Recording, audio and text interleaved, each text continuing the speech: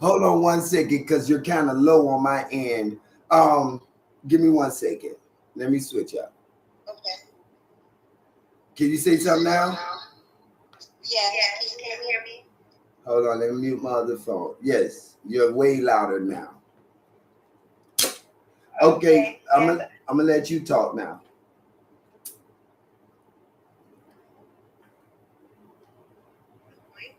And I agree that faith is the point. The point, the blank, and the period is everything. Most definitely. So, what do you think about people who got more religion than faith? But they're missing the faith. They're missing the point, the whole concept. Possibly, I'm gonna say possibly. Yeah, I definitely want to be gentle, and I'm still growing in my own ways. But the way I do see it is that, yeah, I think the focus can maybe grow a little more if faith was the focus. Do you think people could get to heaven with religion?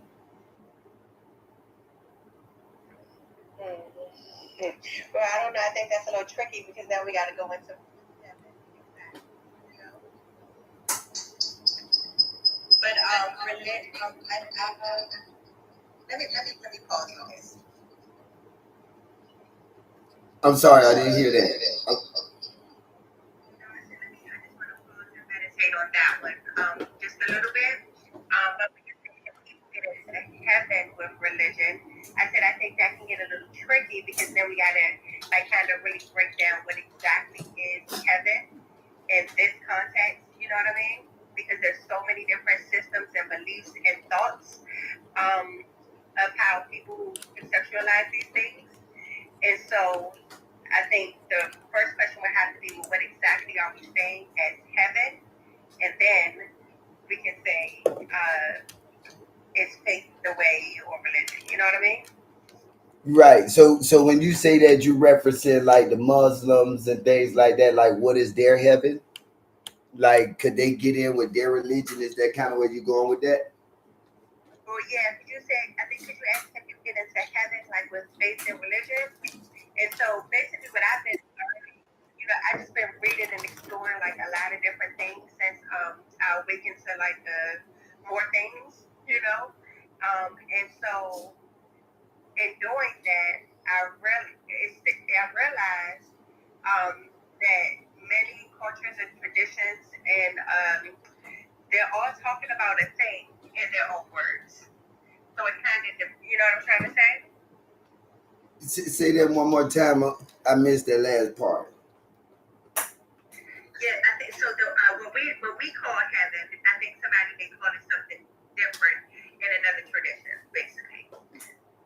Well, I mean, so basically, to answer your question, I want to know what do you call as heaven? Well, according to what made that happen? According to what the Bible teaches us, heaven is a place of paradise. Where you will see no more pain and suffering. Where there will be no more death. You'll be amongst your peers and loved ones. What the scripture teaches us. Right. But like when you were saying that it's a different heaven, because the Muslims believe in a different heaven. They believe according to their religion, their heaven is different. So if they live according to it, they go to heaven, they get rivers of wine, they get virgin boys to serve them, which is weird, and things of that nature. So, and then their faith is real strong, but the religion, I think, messes up the faith. If that makes sense. Yeah, I guess I think so. Basically, what we're coming to is basically different mindsets. So we have a group that identifies heaven in this kind of way. We have a group that identifies heaven in this kind of way. And so I think maybe individually we can use faith and create our own heaven here now on earth through the way we choose to think, believe, and live. Yeah, Yeah. I mean, you can say that. You can say that. But as long as I've been dealing with religion, a lot of people say they have faith, but they like, let's say Christians, for example. Christians say they have faith, are afraid to die. Their religion won't allow them to practice their faith. If that makes sense to what I'm saying. So even though the Bible says anybody who would give his life for me will gain everlasting life, they may say that they have faith in that, but their religion won't allow them to practice that. They won't go and stand in front of nobody and sacrifice their life for nobody. The first, their religion teaches them, oh, God wouldn't want you to do that. That's so. Yeah, You see what I'm saying? yeah. It's a lot of fear and a lot of darkness. I grew up Christian, and I'm not against it. I think it's good teachings all over, and I take the good from all the things I read all over. But from experience, I do understand what you're saying. And even from observing like my aunts and some of them now, and it's kind of sad to see the fear. So if you say a word like chakra, they're like, oh, no, no, no, no, no, that's the devil. It's like, what are you so afraid of? And it's like, you know what I mean? It's like this, it's a fear. Basically, is what it is. It's fear. Because they fear they're going to go to hell if they do this. They fear something's going to come get them. They fear, it's a fear. And so what I learned is in religion, I was taught more fear and wickedness for filthy rags and we dirty generations and those kind of things, and then the good news comes in like a very small portion. But God, but God is love. But God, real small portion. So yeah. Beautifully said. I'm gonna touch a little more on that. How you say your name, Mattadale? The Magdalena, yep. Madeli, how you doing? Welcome to the room. Okay, the title of the room is Faith Greater Than Religion. Talk to me. What you think? Well, it kind of depends how you define faith and how you see it. I feel like first, if you have if there's a rule, let's say if you're Christian, there's certain principles, certain rules, certain do's and don'ts, and believing in that and having a hope within those rules itself, I guess that can also be considered a faith. Like if you're doing something good, like in the name of God or something in that nature, you think that God will grant you some sort of a reward, whether it's heaven or whatnot. So I guess when they come on stage. So what I'm trying to say is like faith and religion is in a sense is intertwined. I don't think it can be separated. Is there a faith out of like religion perspective? Like I can have a faith, like if I'm doing something with my life and I'm hoping the outcome will be how I want it to be. I can have a faith in myself. I can have a faith on someone, my child, partner, just and so on and so on. But when it comes to the faith and perspective of religion, I guess it's hard to kind of separate them. It's more over they mirror each other,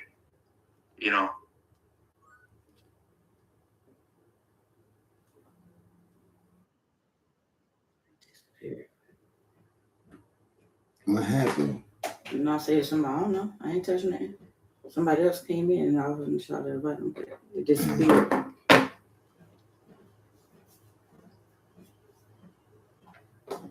Hello? His accounts. And okay. But there you go. I'm sorry about that. Go ahead. You can finish what you were saying.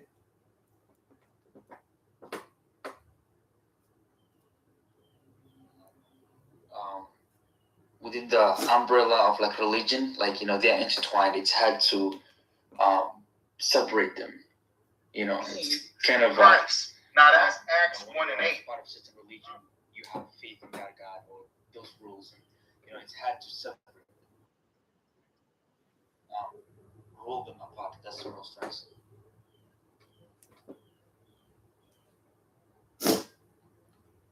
Right. I kind of feel like so you're saying that they kind of go hand in hand.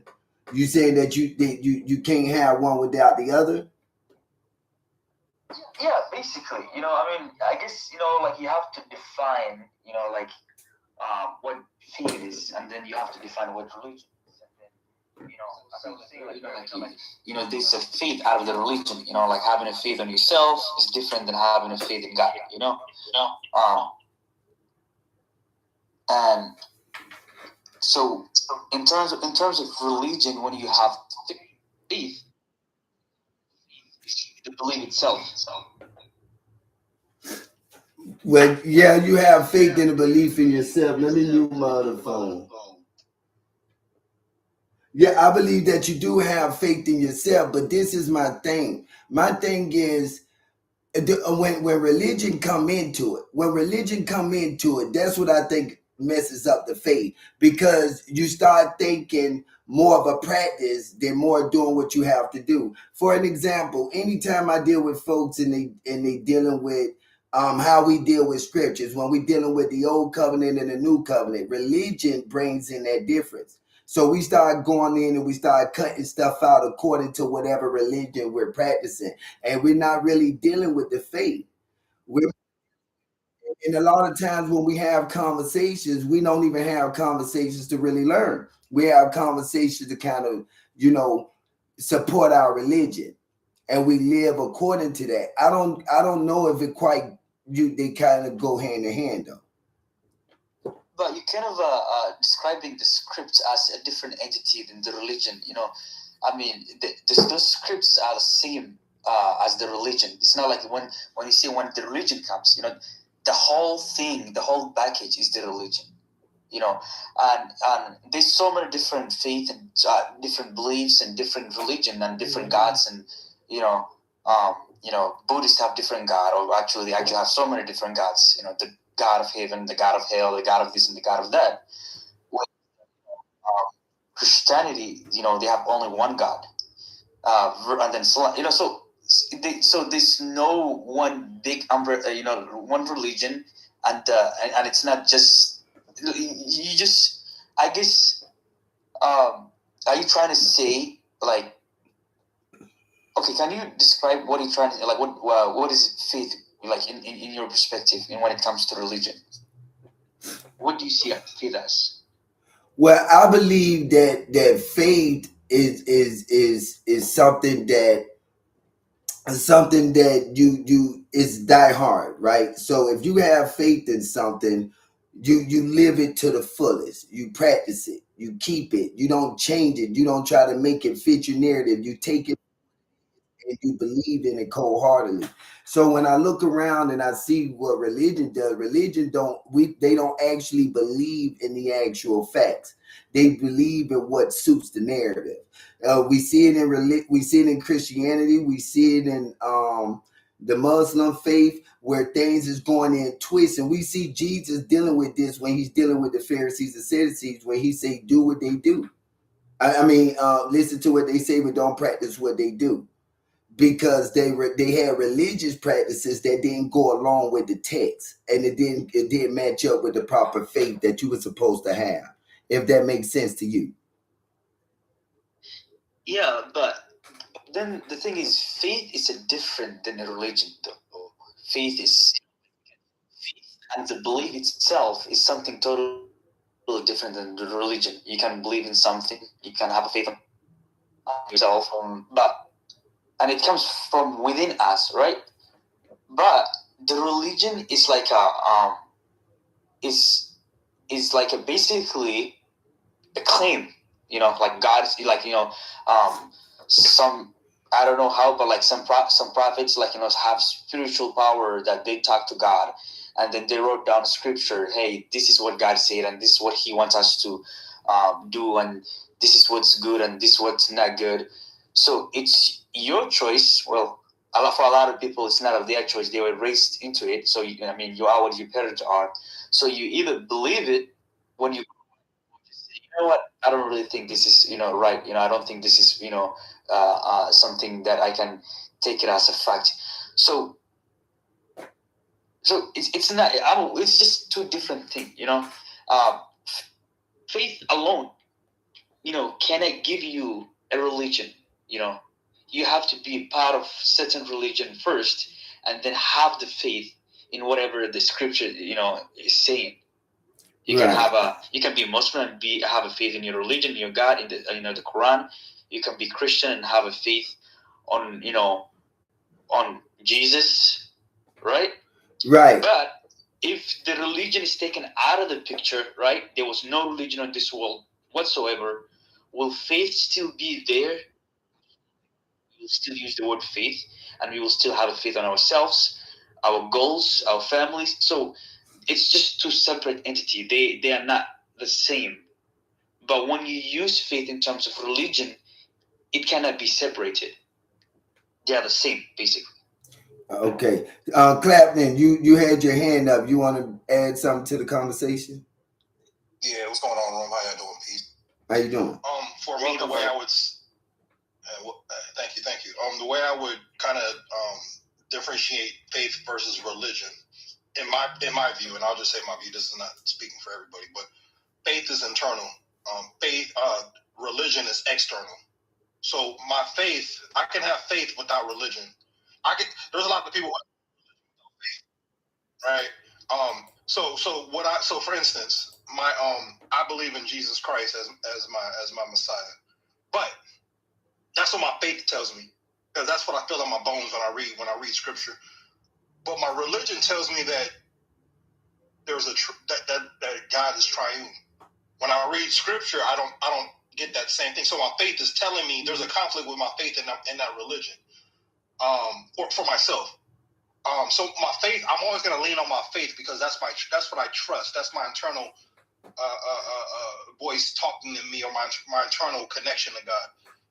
My religion is the set of practices, as you guys kind of said, or things that are kind of imposed on me, and how I should try to interpret God, how I should try to view God. If I was Muslim, I would look at it through a different way, and of course, I would be informed by a certain scripture. So that set of that structure becomes my religion. That authority becomes my religion when you talk about the authority structure. But my faith is something that's internal. That's something that when I look at the world, when I feel God, when I experience spirituality, that becomes my faith. That's a personal, internal viewpoint of God. And then the external viewpoint of God would probably be your religion that you choose. And yes, a lot of people conflate them and put them together. But together, they create the full picture. But I can switch out a different religion, but still have my faith. I could go and still have a belief in God. It may be shaped a little different, but at my core, it will remain the same. The person that I am as a Christian, the person that I am as a Christian will be kind of similar to the person I'd be as a Muslim. It may change a little bit based on the religion, but at its core, I think it will remain pretty much similar. So that's kind of my take on it. Can you be an atheist and still have a faith? But what is your faith in? I guess, just not believing in God in general, or being agnostic. I mean, I've been agnostic, theist though. So I don't. For me, in my purview, faith requires a belief in something higher than. If you're an atheist, you lack that belief. You lack a belief in the higher power. So to me, that is faithless, right? Unless you're just so committed to be, like, you could be a Satanist and say you have a faith in Lucifer, right, and the devil, and that becomes your God. But you have some kind of belief in something higher than yourself. So I don't. In my definition, I wouldn't say that an atheist has a faith, because they lack the faith.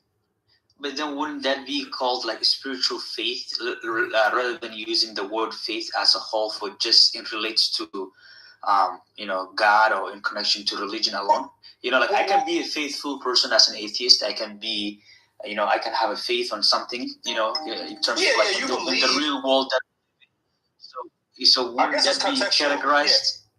Yeah. I mean, it is contextual. You can have a faith in something that's not God, I guess, and at the end of the day, this faith just means trust or belief, right? When they talk about faith over fear, I don't fear something because I have faith in whatever. Let's say not God, but it could be It could be faith in something higher than yourself. I guess that's all I'm trying to say. So you have a faith in something higher than yourself. So you can have a faith in science, and you're like, you know what, I'm gonna jump off this cliff, and because I have a faith in the way air currents kind of run and how science is gonna take care of me, I'm gonna trust it. So yes, an atheist can technically have faith, but in this context, we're talking about faith of God or faith in a higher power than itself.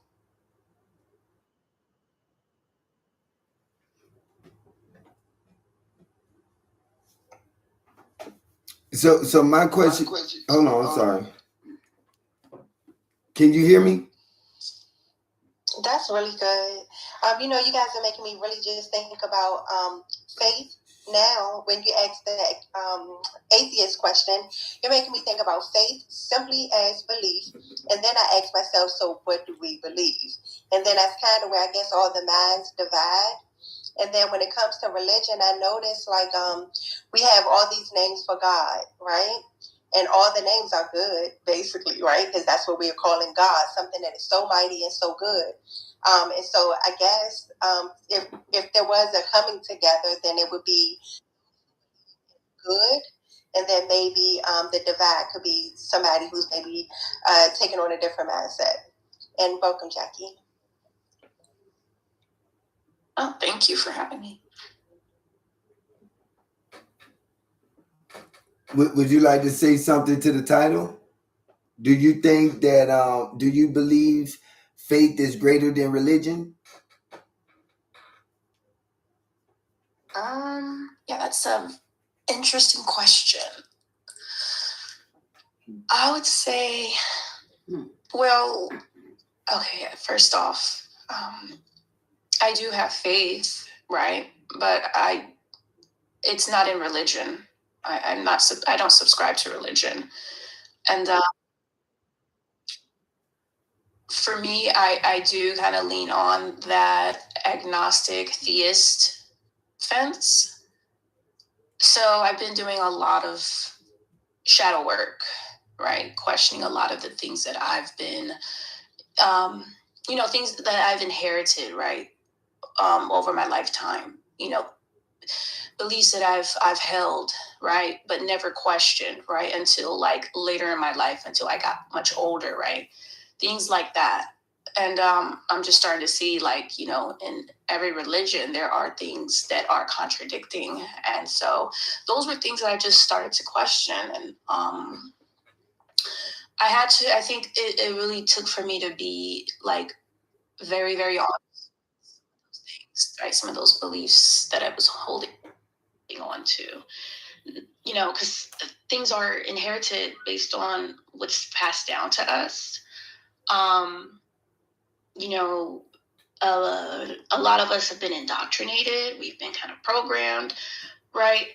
And so I just feel like, hey, it's so important just to, if you have any doubt or if you have any uncertainties, to really like dive into it and question it. Don't just force yourself into something, right? Force yourself to accept something without really understanding it, without even questioning it. Because that happens with indoctrination. But I do have faith.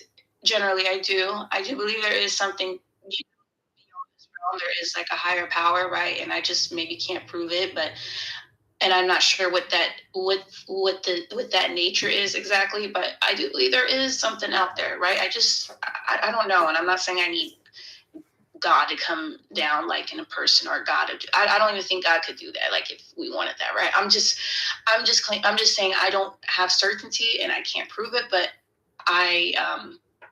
but I'm open, right? I'm open to learning and listening and all of that. But yeah, but most important is just about being honest of where my beliefs are, right? Where I stand on that.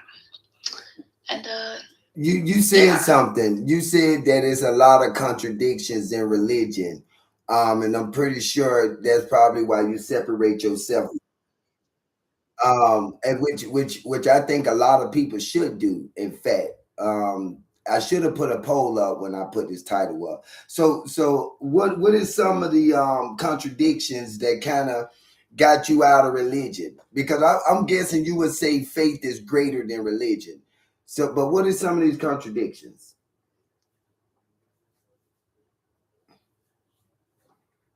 Jackie, are you still there? Can everybody hear me? Can anybody? Yes, yes, I can hear I'm you. sorry, my phone kind of froze for a second. My bad. I was trying to unmute.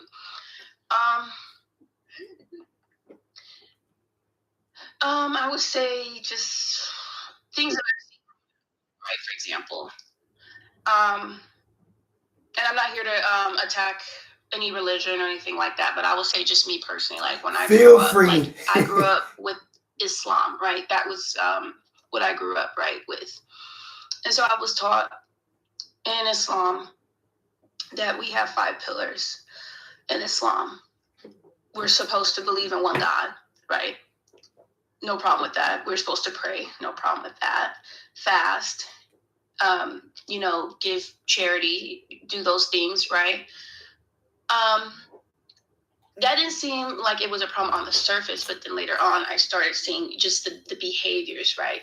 The behaviors of the people, right? The people who claim to believe in God, but there was biases going on that I felt like it didn't seem like it. I was just like, how is this from the religion? So the treatment of women, right?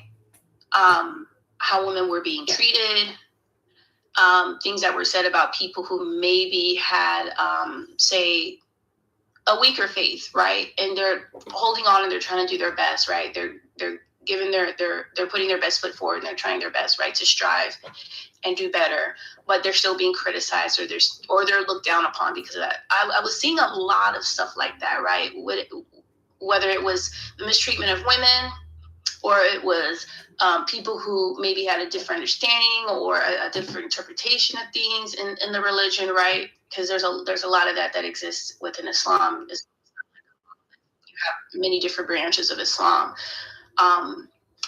I've seen a lot of those issues too, right? People being threatened, right? Their life being threatened if they don't accept a certain methodology or ideology in that faith, right? Just the extremism, right? And there's a whole backstory history on extreme Islam, right? It doesn't mean that I hate Islam. I don't hate any religion, but I have to be very honest about, is this something that I want to continue aligning myself with, knowing that there is some horrendous things that go on in this faith, and it shouldn't be ignored, right? These are issues that definitely should be raised and people should definitely call it out and address it. However, for me, if I'm going to be honest, I need to understand, like, this may not fit well within my worldview, because maybe in my worldview, if I say, for instance, want to marry somebody who's Muslim, but they hold a certain belief about a woman, like, okay, a woman can't do this, and this, right? A woman is limited, or a woman, right? They say things about like how the woman, she's weaker, right, in her faculties compared to like a man. A woman may need permission, right, to leave her home or certain things like that, or she has to dress a certain way, that kind of thing. Women are obligated to do X, Y, and Z, right, because she has to. She has to, but it's not what people may think is like, oh, well, there's nothing wrong with that. She should be obedient to her husband, blah, blah, blah. That's not what I'm saying. I'm saying when it comes down, when it starts to look like, instead of love, patience, all it starts to look more like a dictatorship. Okay, that's where the issue comes in, right? And I don't know, but I've listened to women tell certain stories, and some women who, when you try to bring it up to them, they don't, I don't know whether if they're in denial about it or if they really don't see the problem. But it is definitely a problem in the Muslim world. You can't go to places like Iran or certain parts of the Middle East because it's not freedom for women. Women are being arrested on the streets for just not wearing the hijab in a proper way. Stuff like that, that I'm just like, okay, well, it's not even in the Quran to wear the hijab, but okay, but they're still obligated to do that. It's just those kind of contradictions that I see. I wrestle with those kind of things, just people claiming to be truthful and peaceful and having guidance, but then at the same time, I've seen it being used to like shame and just control people. You know, it's even traumatized people who've left that religion because of how shamed they've been, how controlled they've been. And yeah, like I said, I wrestle with how to lead people to the truth it can also become distorted in the practice too. So that's, and I'm sorry if I went on for too long, but that I just wanted to like try to explain it in the best way I could. So No, hopefully I it most makes sense. definitely 2736. I heard you. I saw you making comments. I'm gonna let you get in. I did want to respond to it real quick. No, I think you're most definitely right about the Quran. I've been doing a lot of shows on the Quran too. We could most definitely dig into that religion, if anybody would like to, because there's a lot of stuff in Islam. And I told 2736 he could come on this, but just come on this while I pass the mic. According to Islam, it says that for any Muslim going to poverty, it tells you to go and take captives the Jews and the Christians and make them pay you 50% of their growth. So that's why a lot of Muslims and stuff come here to America and open up these convenience stores. They going through poverty back home. They here to rip off the Jews and the Christian. The whole religion is just crazy. 2736, you got it. What do you think about the title? Do you think faith is greater than religion? Go for it.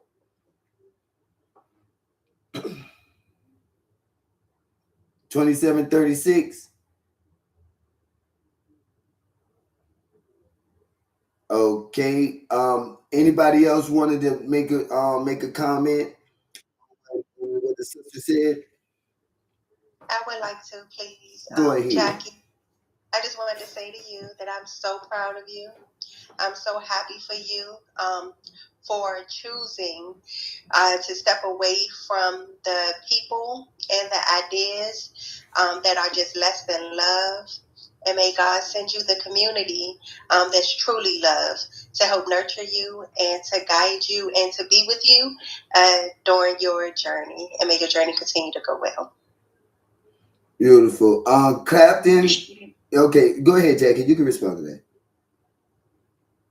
Oh, I was just expressing my appreciation. I appreciate it. Yeah, it's, you know, it's not something that happened overnight. It's something I've been wrestling with for, I would say, half my lifetime. And it just took me having to be truly honest about it. I just think for me, I just couldn't, when I started actually getting real about it, I realized, like, I think I'm forcing myself to accept this, and it's probably coming from, just childhood. Like, we usually inherit beliefs, right, from our own parents, right? We don't realize, like, we're doing certain things because maybe our own parents, it's been passed down to us, the community, we want to feel accepted. We don't want to be, we don't want to feel like we're excluded. Right? And it's just, again, the shame, right? You don't want to feel the shame, and that's why I said I do see the contradiction now. I really do, because and I think I've always been a person who's always been open. Even when I was practicing religion at that time, I was still open-minded, right? In certain ways, like I said, I just don't understand how, if this is supposed to lead somebody to the truth and guidance and all that stuff. What? How come the religion, like it's how come you see the hypocrisy and you see the manipulation and the harm, but it's supposed to be so peaceful, right? And I think it could be like that with all religions, but for me, I'm just not convinced. Like, no, and then the Quran is another thing too. Yes, I've seen that's where, like, the contradictions start there too, was with the Quran. I think there's some truth in all those scriptures, but then there's also some contradictions in there too, right? And we just got to be honest about it. Some people may not feel like that, but that's fine. But this is just my personal belief, right? Since I've been on this journey, and I feel like it's honestly a lifetime journey we're all gonna go through. But as long as I'm being honest about it, I can sleep better at night. Amen. So, No, yeah, it's most definitely a dirty religion. A matter of fact, anybody who do want to speak, it's open. Y'all just come off mic and speak at any time.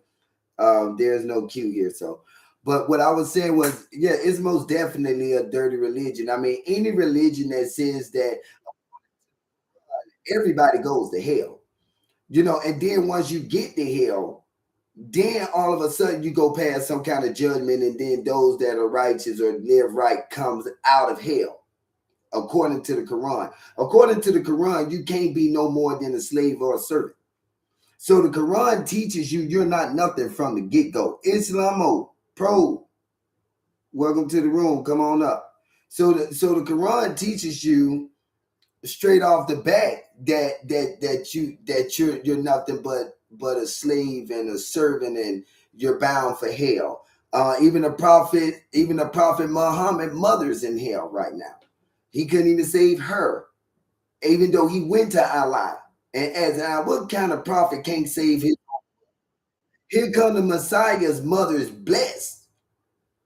You don't hear nothing bad about other prophets in the scripture, parents and mothers going to hell, but you hear about the prophet Muhammad can't even save his own mother. That says a lot. It's a wickedness.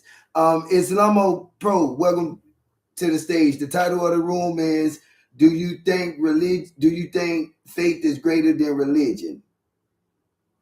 What you think? You got it. Hi, how you doing?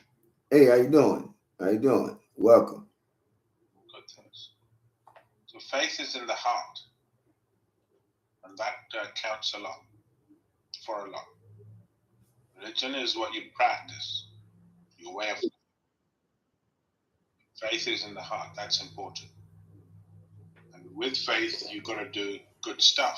Be kind to people, be generous, be merciful, be compassionate, be loving, and merciful and just to God's creatures. That's something that is pleasing to the Lord God Almighty.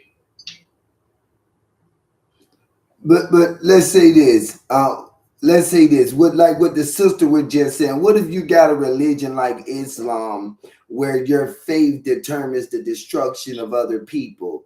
I don't know if you were still talking Islamo Pro, but you did go out. Were you finished? You're in a bad area.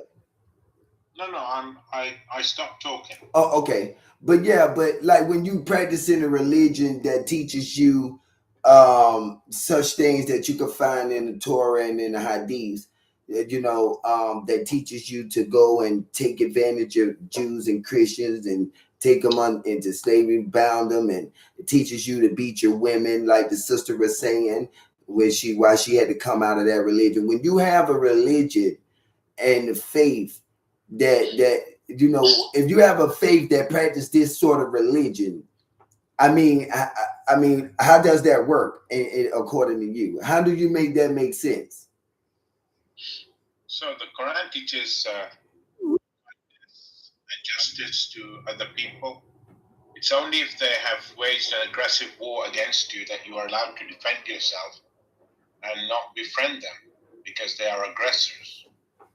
But if they have not waged war against you, the Quran teaches to be kind and fair to people. But that's what the Quran teaches. But doesn't it also tells you what is a polytheist? What does it tell you about coming up against people who don't practice, and it teaches you to stay out and wait on them, and wherever city they may be in? I could find you the scripture because there's some stuff in there now that's not talking peaceful. It says to you be life and to me. And it says, let there be no compulsion in religion whatsoever. Okay. Let him who will disbelieve. So what do you do to the disbelievers? What happens to the disbelievers, those that don't disbelieve? What are you supposed to do to them? Aren't you supposed to kill them? Aren't they supposed to be dealt with? Are you just supposed to just let them be disbelievers?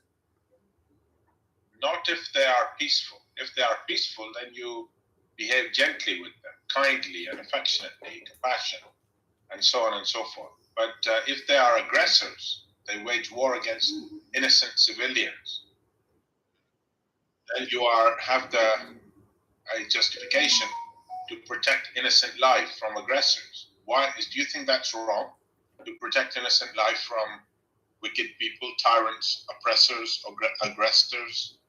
You think that's wrong? No, I don't think that's wrong. I think you should protect life. I just don't think that you should go out and kill them. I got a question in regards to how do you guys treat those who believe differently than you? Like when it comes down to the end of it, I know you speak about aggressors, but doesn't it also speak about those who don't believe in the Quran at the end of the day? How you guys will deal with them? Yeah, it says, let there be no compulsion in religion. You invite people to the truth, but the choice to truth is theirs. It's not, you can't force religion down people's throats. If people don't want to listen to you, you find another group of people to talk to. Let me ask you a question, real quick. What about Surah Al-Baqarah, chapter 2, 191, and Surah how you said Surah At-Tabara 9:5? Can we read those where it tells you to kill all disbelievers and kill them wherever you find them? Because this here is just simply just telling you to go out and kill disbelievers wherever you find them, and I don't see the peace in that. If you read the verses in context, you will find that's not what it's saying. So I will read from 2190, and then I will read 2191 and 2192 and 2193. It says, and fight in the way of Allah against those who fight against you, but do not aggress. Surely Allah loves not the aggressors. So it forbids Muslims from being the aggressors. It permits fighting in defense of innocent life and to protect innocents from aggressors. And then verse 191 says, and slay these transgressors wherever you meet them, and drive them out from where they have driven you out. Persecution is worse than mere killing. And fight them not in and near the sacred mosque until they fight you therein. But if they fight you, then fight them. Surely such is the requital for the disbelievers. And if they desist from fighting, then surely Allah is most forgiving, merciful. Okay, so but what I'm reading from, I'm sorry, did somebody want to respond to that? Was somebody saying something? No, I don't think so. Okay, but what I'm getting from that is, why are you fighting disbelievers? What is the purpose of fighting? Are you just fighting them? Because according to me, that looks like you're just fighting the disbelievers because they disbelieve wherever you find them. And then when you follow it up with Surah At-Tawbah 9:5, it says, but once the sacred month has passed, kill the polytheists who violates their treaties wherever you find them, capture them, besiege them, and lie in wait for them on every way. So you're not just, so whoever breaks their treaties, you go hunt them down and you wait on them wherever they at. And that treaties could just be whatever agreement that you had, or if they had this practice or worship Allah, and after you captured that town and you made the treaties with them and they broke that treaty, that means you're going in and kill them wherever they at. That's the breaking of the treaties to the disbelievers, correct? Right. So if you read the preceding verse, it mentions those who broke the peace treaty and they murdered Muslims in cold blood. So regarding those idolaters, and only those, not idolaters in general, but only those idolaters who broke the peace treaty and murdered Muslims in cold blood, Muslims are allowed to fight back. Do you think Muslims have a right to defend themselves against aggression? Yeah. I mean, I told you that. I said, yeah, they have a right to defend themselves. So when you go, but this is what it says. It says Surah at Taba 929. It said, fight those who do not believe in Allah. So you've just from among those who were given the scriptures. So right now you're fighting because of their faith. This ain't dealing with treaties. This ain't dealing with people attacking you. This dealing with people who simply just don't believe. That's Surah at Taba 929. Fight those who do not believe in Allah. That's very specific. From among those given the scriptures until they pay the tax. So now either they pay or die. Caesar, which is Caesar, willingly submitting, fully humble. So if you don't submit and fully humble yourself to Allah and pay the taxes, you die. That's Surah at Taba 929. Yeah. So this is another misunderstood verse. The context is fighting, and regarding fighting, 2190, which I've posted in room chat, tells you that Muslims cannot be the aggressors. So that's something to keep in mind. That is the what Allah and His Messenger have declared to be the aggressors is declared to be unlawful.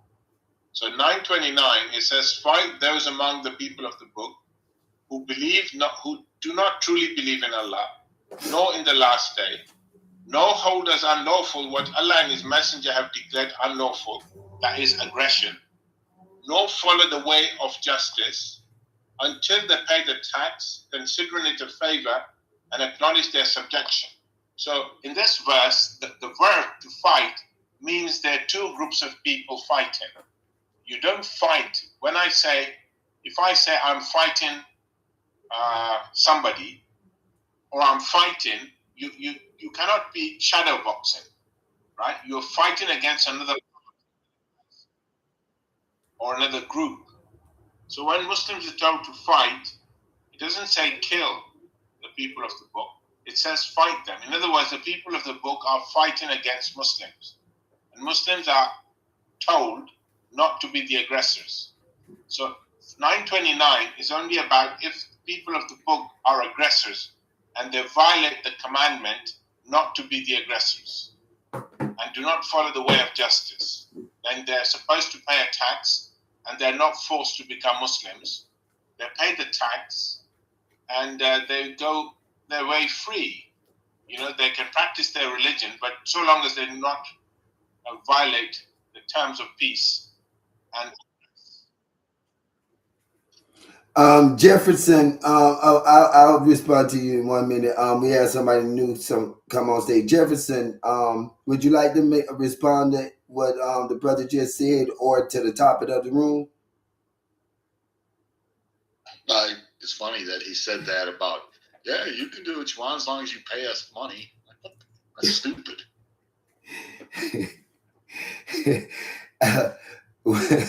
Well, I think it's kind of odd myself that you are saying that you know, and the reason why these people were if it was me and you just came in and raided my city and you just took us and told us, yeah, you could practice your religion as long as you pay us tax, as long as you give us.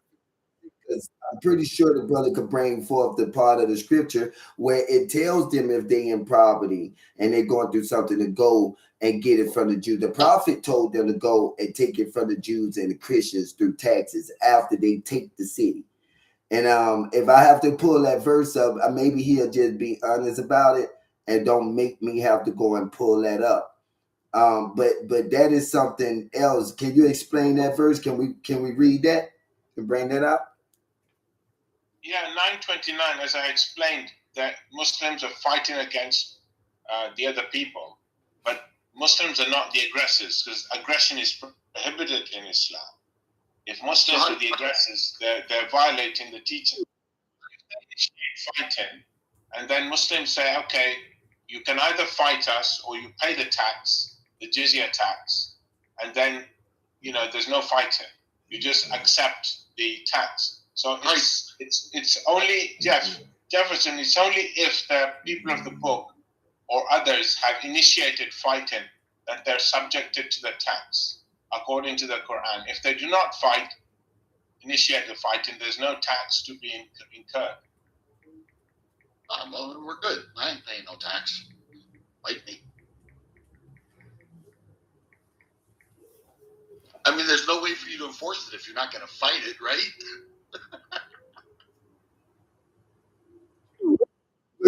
That's the whole point. It's being enforced. And then according to me, and then like I was saying in the hadith, it does mention like if you're going through hard times, you're to go and take it from the Jews and the Christians. I think I'm pulling up the hadith right now. I was trying to see if he wanted to deal with that. Well, that sounds like fighting if you're going to go and take it, right? No, it was saying that if like, let's say I'm a Muslim and I fall on hard times, the Prophet Muhammad instructs that Muslim to go and take siege of the Jews and the Christians and make them pay taxes to him. So they have property. He's supposed to go and force it from the Jews and the Christians according to the Hadith. So how is that peace? If you going through hard times, if you are provocated, take it from the Jews and the Christians. That's what it says in the Hadith. It says, if you are in provocations, take it from the Jews and the Christians. So that is saying if you is going through hard times, go and take it. Not go ask. That is not peaceful. You're right. That's taking it by force, which is the contradiction to what he said, is that you don't fight, right? Yeah, that's kind of weird.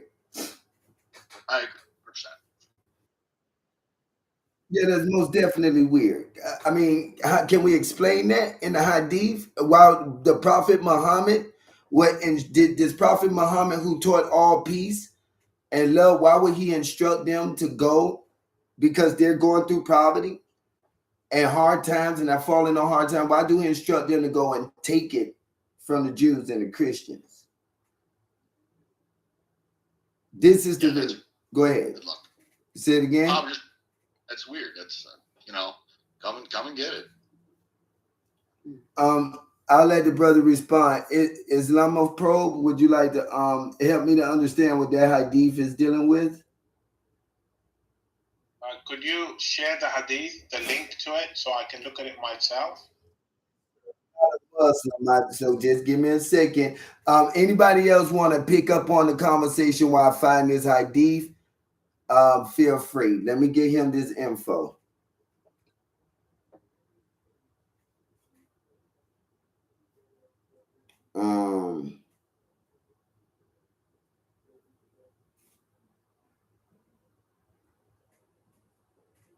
Is it only religious people that they take stuff from? Like you said, the Jews and the Christians, but what if they're not believers? Well, according to the text, it didn't matter if they was believers or not. It just says it tells them that to go to if you're in poverty, to go to the Jews and Christians and take it. So the Hindus are good, the atheists are good, I don't know, Vikings are good. The Greek gods, if you believe in that, you're good. It's just the Christians and the Jews they take it from. I understand that correct? So look, I think this is it doesn't mention anybody else. Oh, cool. Well, I mean, I would still support the people that are trying to get their stuff stolen from them, but I'm not a part of the Christians or Jewish group, so I'm clear. As I explained, it's in a recompense for fighting, for waging war against Muslims, an aggressive war, and then if Muslims have to come out to defend themselves, then they come to terms. Either you fight or you pay the jizya, or you become Muslim. If you don't want to become Muslim, once you started the aggressive warfare, don't want to become Muslim, that's fine. If you want to fight and you don't want to pay the tax for being subjugated, being subjected, then you fight. So I don't want to fight. I don't want to great, I don't want to. great, no problem, no compulsion in religion. So don't be the aggressor. If you're not the aggressor, jizya will not be imposed on you. The tax will not be imposed. That doesn't make any sense. It makes perfect sense. Don't fight against the Muslims, and then no tax will be imposed on you. You live in peace. You come to terms of peace without fighting, but don't come to the battlefield. Don't raise a sword against Muslims, because then Muslims have to either defend themselves by fighting or by offering you terms of peace. Now, is there a specific Quran verse that says that all of that is okay as long as you don't fight? Like, okay, I'm free to believe in whatever I want. Like, I'm not trying to fight you. Like, is there a specific verse for that, or is that an interpretation?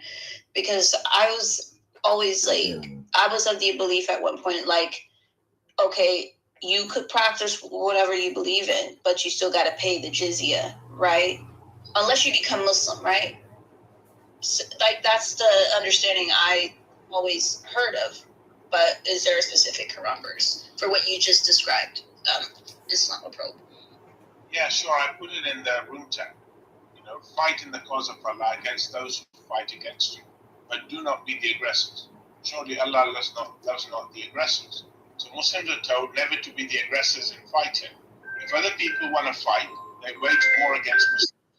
Muslims have got to fight Mommy, back. I'm gonna call you right back, Mommy. Peace. I'm doing my show right now. And that's where the tax of the jizya comes in. Jizya means recompense or reward, right? A recompense for aggression. Then they have to be subjected to Muslims. If you don't raise the sword against Muslims, you live in peace. You don't have to become Muslims. You don't have to pay the tax, and you just carry on living in peace. No one is disturbed. I wonder if that's like religion or like just common sense. Like, like somebody comes to your house to attack you, you're going to defend yourself. You know what I mean? So Right. is this religion or is this just basic common sense for all people that we all know? If somebody come attack us, we're going to defend ourselves. So basically, maybe this is just like peace and love with a little bit of common sense in human nature, because we know, what any human would do, whether, I don't know, do we need to be taught that? Yes, thank you very much for stating. I appreciate your insight, Ms. Hunt. Thank you very much.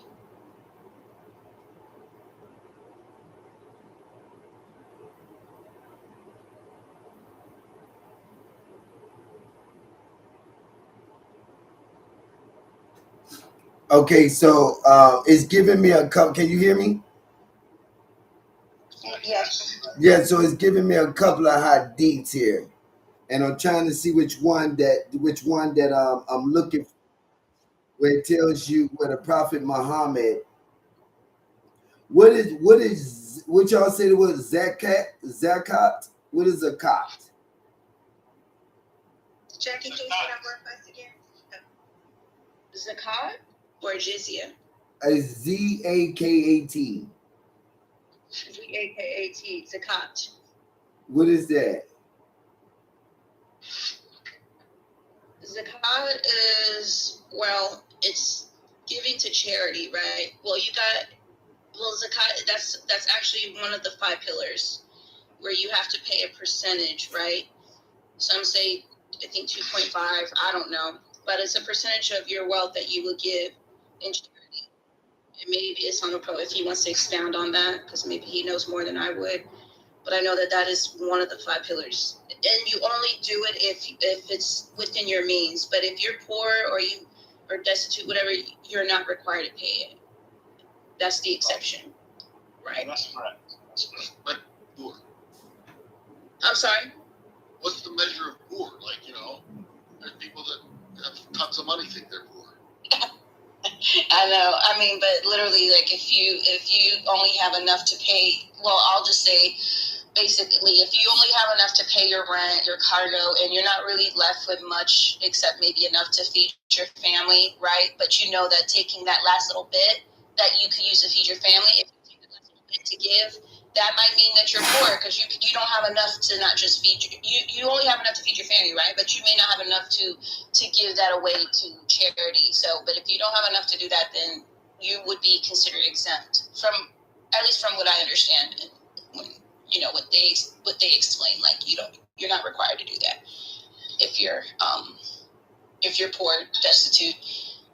But if you're wealthy or if you have enough to give, then you're required to pay the zakat. How do they collect that? So when I would go to the masjid on the day of Eid, so it's usually on Eid they pay it on that day. Or you could probably pay any time around that time, but usually on Eid, I used to see people like pass around a box and you just put your money in there. I think now, like, you could go online and you could pay online too, but I used to just see it like a box being passed around in the masjid, and anybody who could pay, they just put the money in the box and they collect that, like, just like that. So what if you don't pay? How do you hold the account? I guess that would be, I don't know if they really pry into that. They don't question you like, oh, did you pay? They will say it applies to those who actually could afford it. And if you can and you don't and you choose not to pay, then they would consider that to be, well, I guess you would fall into sin. And, you would be probably held accountable, right? Like, they're not going to probably question you, but like, you have it on your conscience. Like, okay, I was supposed to pay even though I chose not to. That would be something between you and God. They would say, like, that's between you and God. But you know what? You may be held accountable on the day of judgment for not doing that. Like, because you're not supposed to hoard wealth, right? You are supposed to give glad tidings, or you're supposed to give charity. And if you're hoarding your wealth, then that is considered wrong, right? Sinful, in other words. But there's no mechanism other than what happens to you after you die to collect on that, right? So why would anybody pay it? This is like Your guess is as good as mine. I pay whatever I could afford to pay. It's not even a specific percentage, because some people are also stuck on the percentage. I think in the hadith it says like 2.5 or something. But some people are like, well, if I want to pay more, is that okay? Or if I could only pay less than that, is that okay? But they'll tell you, well, if you can't afford it, then just, don't break your pockets to do it. But if you can afford it, you pay all your expenses, right? And then at the end, you still have money left over, right? To take care of yourself and to spare some for the needy and the poor, then you should do that. And I believe that just based on principle, not just because the Quran states it or the Sheikh says it. I believe that just you shouldn't hoard. Of course, like, that would be the compassionate thing to do, is to help people who are less fortunate than you. It shouldn't take something like the Quran or anything like that. Should just be something inherently good to do, right? And it doesn't matter if it's how much of it is, right? If you could give more, great. If you could only give just enough, a little, then that's still good too. I think that still honestly counts for what it's worth. But I don't know. I give regardless, right? Even if I see a homeless man on the side of the street, he looks helpless, he looks hungry, whatever, I'm going to give whatever I could give. But yeah. But if you choose to walk past that person, maybe, then you have money. Well, then maybe that's a question of your integrity, right? Maybe it's a question of who you are as a person, right?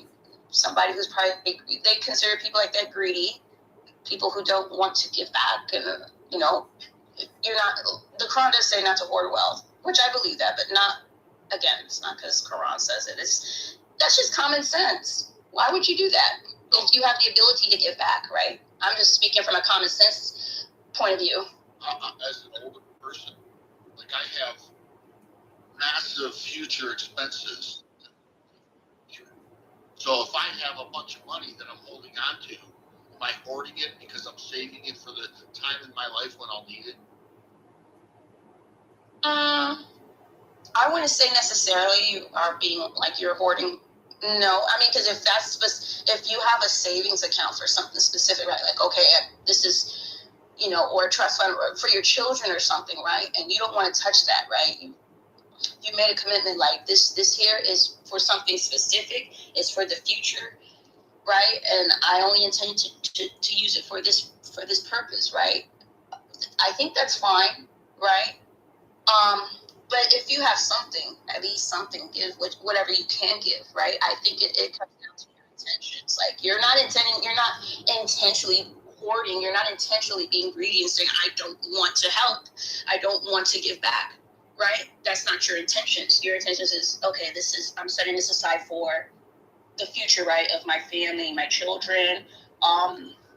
This is a college fund for them, whatever it is. Like, I don't think that means you're intentionally hoarding. I don't think it means you're hoarding at all.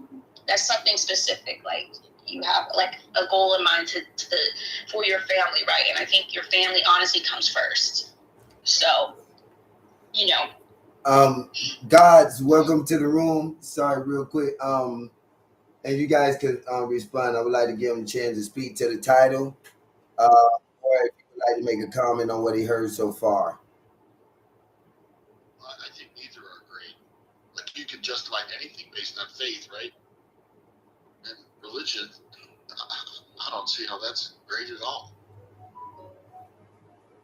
So, Gods, would you like to speak to the title? Maybe he's not by his phone. Banks, welcome to the stage. Would you like to speak to the title of the room or what you heard so far? Yeah, I barely heard what she was saying, but I would like to just talk about what says faith greater than religion. I'm kind of really understand what you're saying. You have to use faith with religion, but like what did you mean by that? Like, do you mean like hope is greater than religion? I don't understand why you would believe anything that you have to believe on faith. Like, can't I believe that you're an idiot based on faith? I'm not saying that you are. I'm just no. The meaning of faith. What's the meaning of faith, my dude? Well, I believe that the sun is going to explode tomorrow. That's just faith. I just have faith.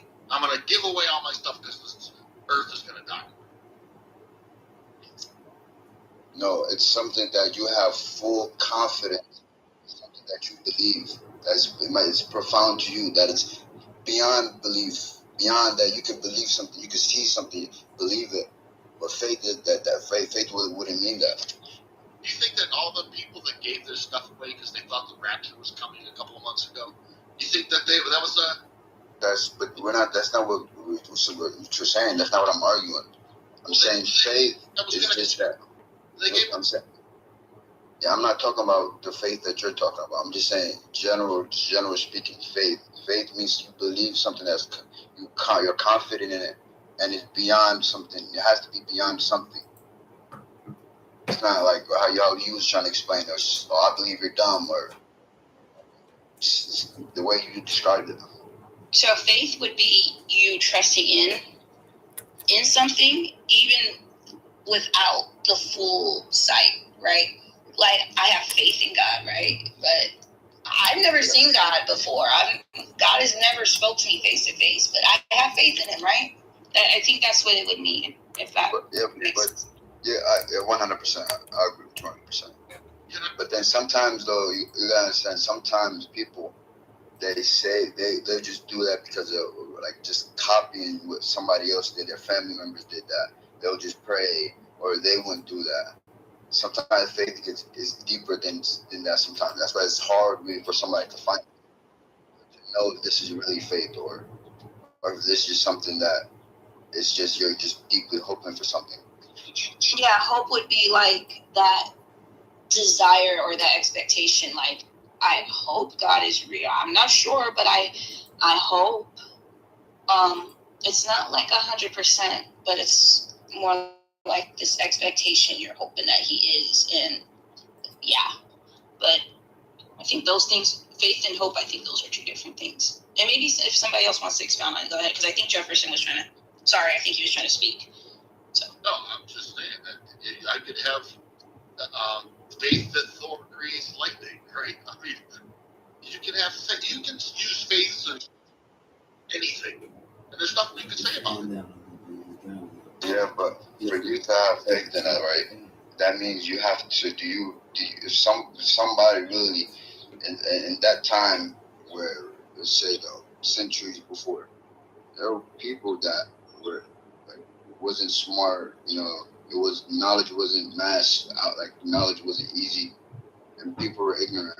And like you get people in the countryside, let's say that, right? But for you to believe in something like a human or something you watch on TV or Thor or Zeus and all these things. Well, Thor is a god, right? Don't they believe that? The Norse gods or something? Yeah, but for you to believe in that, right, you have to have something backing that up, right? Not just from one person saying that. Yeah. You know what I'm saying? Like, is there a book? Was there what's evidence that what you're reading is true? How could you differentiate that? You would have to gather evidence. Exactly. So what evidence did you know that or that they have that they use? What is it? What evidence do they use? Well, there's lightning, right? We see lightning, right? You hear thunder. Yeah. Okay, so Thor's. I mean the story of Thor and all that. Roman mythology. Revelation.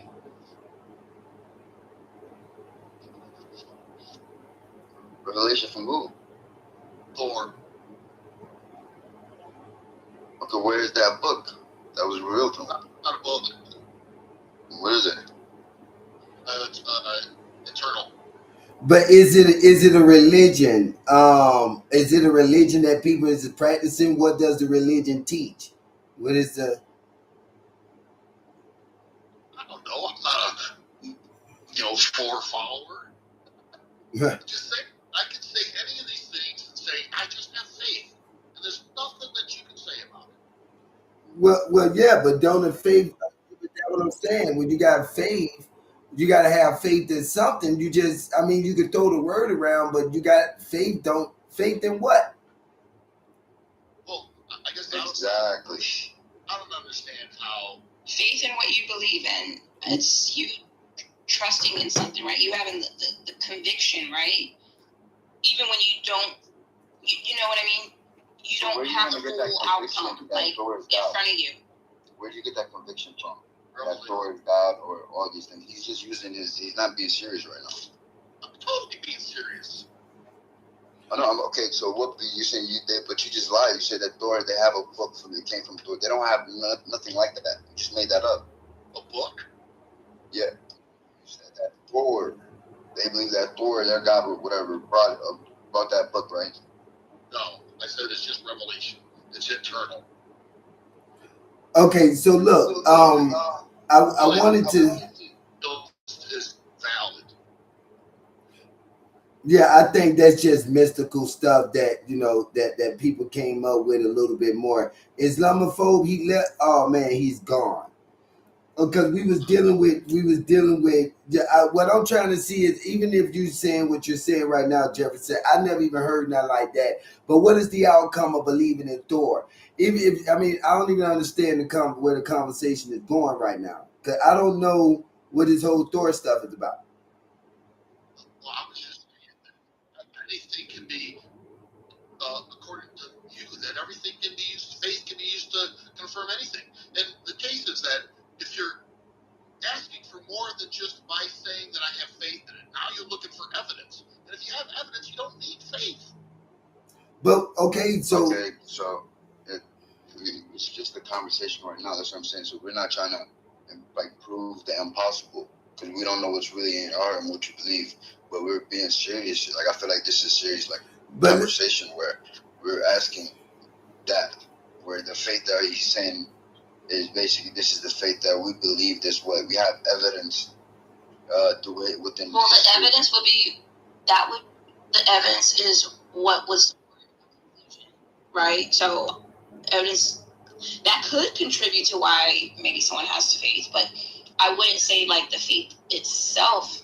I don't think that's identical to the evidence. I mean, it could strengthen your faith, but the faith and the evidence, they're not the same thing.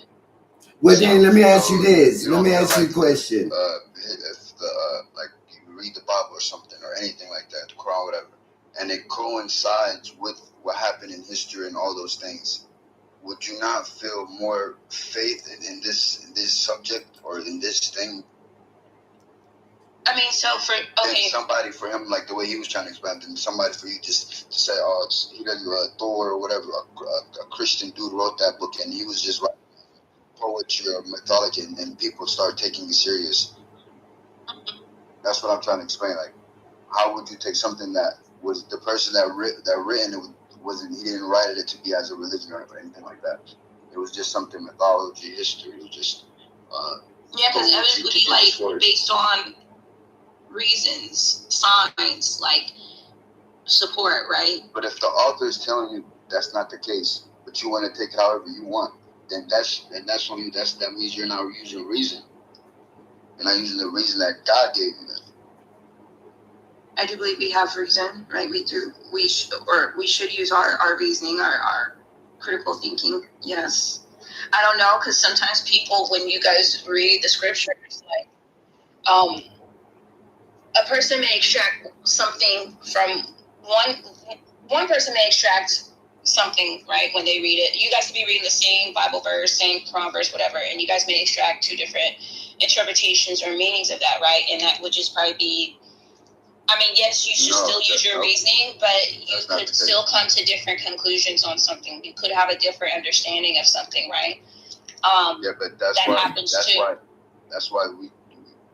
And that's probably the more complex verses. I wouldn't say like straightforward verses, right? Because you guys may come to the same understanding on just something very simple, straightforward. But the verses that are, some verses that are maybe a little more complex, the ones that people may interpret a little differently, that's where people may different about that.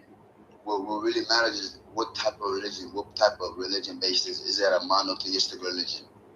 What type of religion is it? Is it Trinitarian religion? What is it? Oh, I don't know. You have to be more specific on what that is. So no, I'm saying that when somebody's when you're thinking like when you're saying about like the scripture, they're like this. You want to know is it a monotheistic religion? Okay, is it just talking about one God? They all claim to be monotheists, right? Okay, so no, they don't. They don't. Christianity claims to be monotheist. They do. I'm not agreeing with it. I'm saying what they claim. They would even explain to you that it's not. The Trinity, right? Some will not. Some will and some will not. That's fair. Yeah, but I'm saying I've heard,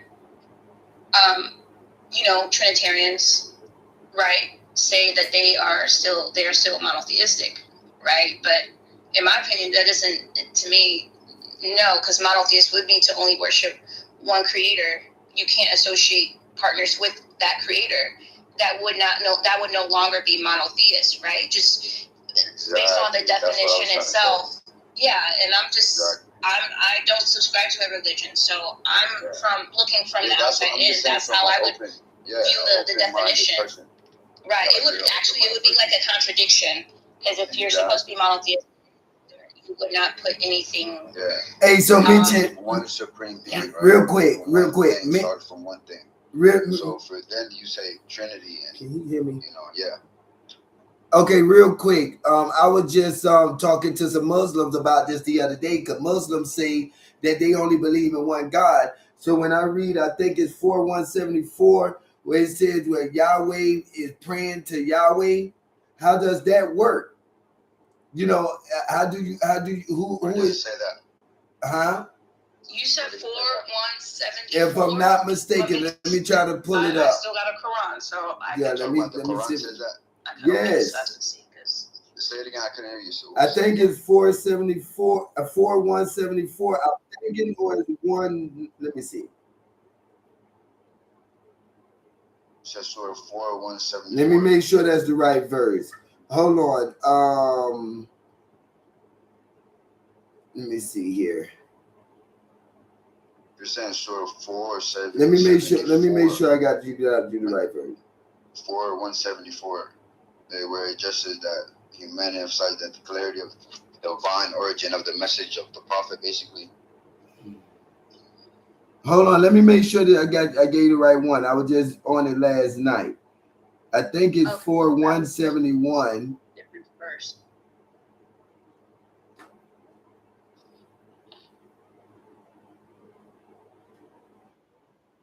Let me see.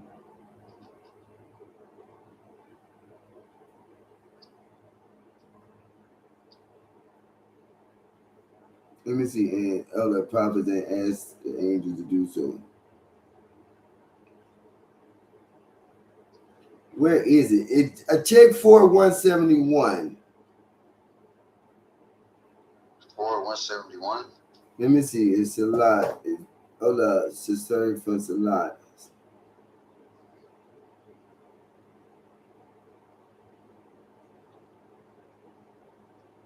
Where is Jackie, where are you from? Where are you from? Like where you from? Now, Prince, go ahead. Okay, while y'all talk, let me pull it up because I'm sure it's 4171.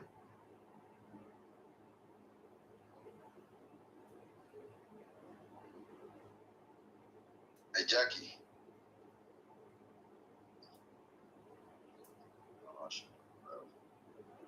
She from heaven. Yeah, no, I was just asking her where. I'm just joking. Maybe not. I don't usually disclose my details. It's not like you're from America, London, Europe, like. I don't. Well, America, of course. Okay, that's what Yeah.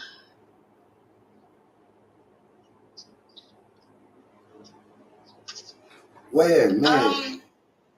Did you say 171? I think it was, yeah. Because I'm reading it. Oh, crap. I might be wrong. I'm trying to pull it up. Okay. No, take your time. No rush. Yeah, they don't say that nowhere, but I'm pretty sure about that.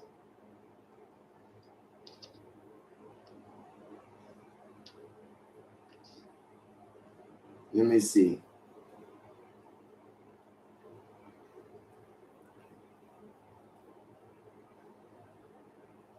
I don't know why I keep taking me to that verse. That's not the verse I had yesterday. What? So who started the who wrote this? Who wrote this page? Like basically about this faith grade and religion. Who started that? It was all y'all. No. It was me. Huh? No, it was me. I started the page. But what do you think about it? You still? Huh? Yeah, I said I was basically thinking about how peaceful how she thought about what did she think about that? Oh, I believe that we should believe, which is faith, in peace and love for all mankind, for all humans. That's my belief. So my doctrine would be like kindness, I guess. And so what that I means don't to know me how is I that can't if I read find this something damn thing, in bro. I just had it last night. it tells me to go beat up somebody, or to hate them, or that I'm dirty and I'm wicked, or that, you know, anything evil, or like low vibration, or like that's like on the lower scale of consciousness, you know, if you ever seen like those pictures, then I don't want to believe in that. I want to believe in the ones that's light, like on the higher scale of consciousness, and those things are like the fruit of the spirit, which is like that love, joy, peace, long suffering. I'm still trying to figure it out though, but like those good ones, that's my belief. So if it's belief or religion, I mean faith or religion, I think it's more like a people thing, and how we're reading, understanding, and explaining kind of things like that. I hope that the purpose of these religions is to teach like love and kindness, but I don't know how that's been interpreted and taught. And yeah. Okay, so look, it's taking me to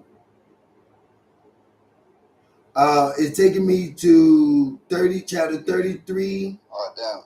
So what religion you think like says hate people or stuff like that? Like so where do you like? So you don't believe in any scriptures or anything like that, right? Yeah, so I do believe, like my belief would be, I guess, in love, and Christianity, me, God is love. So I guess that if I don't know, I don't pick one, if that makes sense, because even picking one to me isn't love, because then I gotta fight you, and you, and you, and you, because you ain't with us. So it confuses me in that way. But I do believe if I'm going to believe in anything, and especially in like a human kind of sense or in anything kind of sense, actually, it would have to be love. Because what I do know is anything wicked or evil probably don't want to like be for me. Okay, so listen. Something or someone that like believes in good. Oh, I'm minding myself. Okay, so real quick, sorry about it, interrupt y'all, but it is 3356. The word 3356. The word that I'm looking for is Yusaluna, which means prayer. Help me to understand that verse, because it's saying that Allah and the angels are praying. What verse again? 3356. 33. So chapter 33. And then verse 56. Okay, let me see.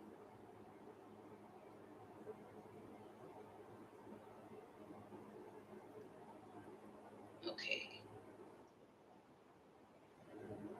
Indeed, God showers his blessings upon the prophet and his angels. Pray for him. O believers, invoke God's blessings upon him and salute him with worthy greetings of peace.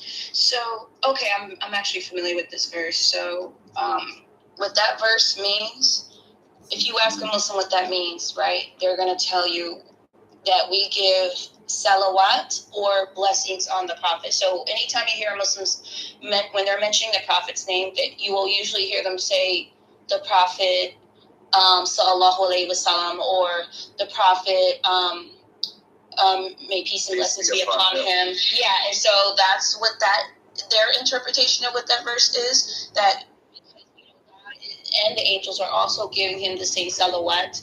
As Muslims, you would do the same, give blessings on his name, right? Salute him, right?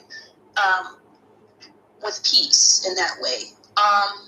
And then also, like, the part of the prayer where they're sitting down, where they call it the tashahhud, is that in that prayer is they're pretty much giving peace and blessings as well. And then they also do the same for the prophet Abraham too. So that's, I want to say that's what would be the understanding of that verse there. Basically just easy to but yeah, like as the one we doing a Muslims, prayer, like that's where it says God and the angels, they send salutations. It's not the same one that we read where it's the one we pray, or it's just that we say blessings upon him. Right, but then in another verse, it does talk about giving blessings to all the prophets. It's not just exclusively the Prophet Muhammad. It's the Prophet Abraham or Moses, Jesus. They would say that they also give salutations to all of them too. Like, may peace and blessings be upon all the prophets too, right? Jackie, back to your question. So thank you for the things that you're sharing. And it's just something I'm curious about as I'm listening. Do you know if there's a teaching that teaches also like peace and blessings and like love towards like people? Like how I know Christianity taught me love thy neighbor as thyself, right? So that to me is how like people are incorporated. So what I'm wondering, what I don't know is about like the practices in Islam. Is there a practice of like with people too, like in the community kind of way that you know of? Yes. So in the Muslim, right, the Muslim community. Mm-hmm. Babe, are you Muslim? Yeah. So You are? Okay. yeah. So in the Muslim community, right, it's literally Well, like. she did kind of ask me. Oh, okay. I thought she. I mean, I don't mind. I just want to address her because she like directly. Are you a asked Muslim? me. I didn't know you was a Muslim. No, Oh, I'm not. so we got. I didn't know you was a religion. Muslim. I gotta. Speak for the Oh, I Muslims, gotta though, deal so with you're it. not- But I come from a Muslim background. I used to be Muslim, so I mean, I have practiced. I've studied and I've actually lived it before, so I think I can based on the knowledge that I've accumulated over the years. Yeah, I'm very familiar with the practices and the teachings of Islam. But yeah, it does talk about. But if you don't believe it, right? I'm not saying. Well, I'm not getting into debate over that, but I can say that I've lived it and I've. Because I asked her first, which problem. But can you just let her answer first? Because I did ask her, just to be fair. And then if you like to put your input in, then you go after, please. And actually, Peaceful, she's spoken to me at one point in time when I was practicing Islam. She could attest to that too. So, yeah, but like it does talk about justice. Like Islam does speak very much about justice, in generosity. It does. You're not supposed to. There are, like, I think in 49:11, how it tells you not to give people bad nicknames, right? Not to backbite, right? To be kind to others. It does emphasize kindness. There are many verses on that too. It talks about the brotherhood, and there's a sisterhood as well. It talks about peace. It talks about all those things. It talks about kindness to your parents. Your relatives. Give to the orphans, right? Give to the poor, your neighbors, your friends.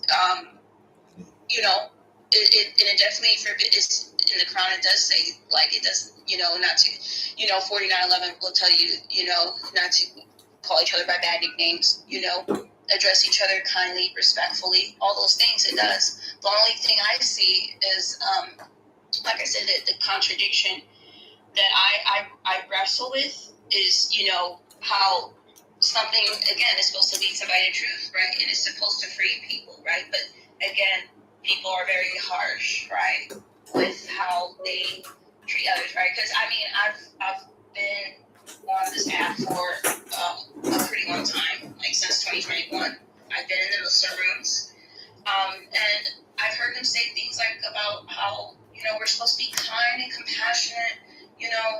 It's about preaching the compassion, but then you see how they practice Islam very harshly, right? And I'm not just saying that in general, but that's what I've observed here on this app, and I've seen it in real life too, most definitely, because Clubhouse was not always around, right? So I definitely saw this behavior, in real life too. So, yeah, but people do weaponize religion a lot, and people kind of use it as a way to control and to manipulate people as well, right? So it could be it could be used in good, but then it could also be used as a tool to control and abuse people, and I've seen it. But yeah, anyways, go ahead if Minx wants to speak. Real quick, we got some. Go ahead, you can speak. You gave a perfect example, right? But now, all I was going to say was that people do understand that when they try to say, "Oh, I follow Christianity," and I don't want to hate one another. So what I was going to add to that was that in the Quran, it never tells us to hate the Christians or anything like that, because we believe that the revelation that was given to Jesus, the revelation that was given to Moses, we believe in all of those revelations. We just don't believe the actual ones that was directly handwritten from them is here, that has been changed throughout centuries. So it literally it's literally verses in the Quran where it tells you, it says, "And hold firmly to the rope of Allah altogether, and do not become divided, and remember the favor of Allah upon you. You were enemies, and He brought your hearts together." So there's no, we're not You don't have to forget that. So we don't want you to take that about the Quran. Hey, Thank you. what? I just wanted to add one more thing. Hold on. Let me finish my thought, and then you got it. I was going to say that. So it sounds like good and bad in all religions. You know, like Jackie, how I heard you say how, in the Muslim community, you said they talk about love and kindness, but it's not always that way. So I just want to warn you. I don't know where you're headed to, but I've experienced that also, like amongst growing up Christian. So what I've concluded, but you know, you have your experiences. Your experience, what I concluded, is it's a people thing. So stick with good people wherever they are, and be mindful of others. You know, you'll know. So yeah, and you got it. Okay. So I just wanted to say that, yes, like I said, based on what I've observed, like in that faith, right? And you said you've experienced the same thing in the Christian faith, and I'm saying I've experienced that in the Muslim faith, where, you know, the verse which I was paraphrasing, 49:11, right? How it says, "O believers, do not let some men ridicule others. They may be better than them. Do not let some women ridicule others. They may be better than them. Do not defame one another. Do not call each other by offensive names. How evil is it to act rebelliously after having faith? And whoever does not repent, if it is they who are the true wrongdoers." So this is a very specific verse, right? It's very clear cut from what we just heard me read about it. But then, yes, you have some Muslims who do not adhere to that verse. They are not actually modeling this and walking in this, right? You would not be ridiculing somebody else. If you're using that verse, right, it literally says that those who sin and then don't repent. So we're all gonna sin in this world. So if you sin, then I'm seeing people continuously defy this, going against this verse. They may repent, but then they may repeat it over and over again. It doesn't matter. We're gonna always do that as humans, though. But when you're doing but the intention is to not return back to the sin. So if you continuously keep returning back to the same sin, how sincere are you really being? And then just to respond to that verse that you gave, when it says hold tight to the rope of God, do not divide yourselves. Well, look at Islam. Islam has been divided into different sects and different denominations, right?